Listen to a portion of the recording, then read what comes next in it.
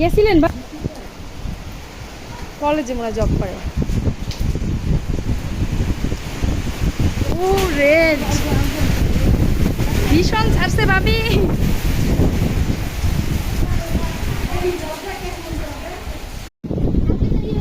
এই যে আমাদের বাসার সামনে সব আমরা আটকা পড়ে আছি, কি করে যাব দোকানে?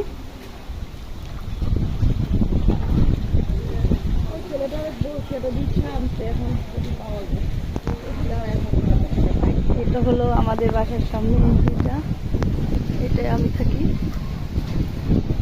এইটুকু বাকি আছে এখন তলিয়ে যাওয়ার, এত দূর উঠবে না তাই না?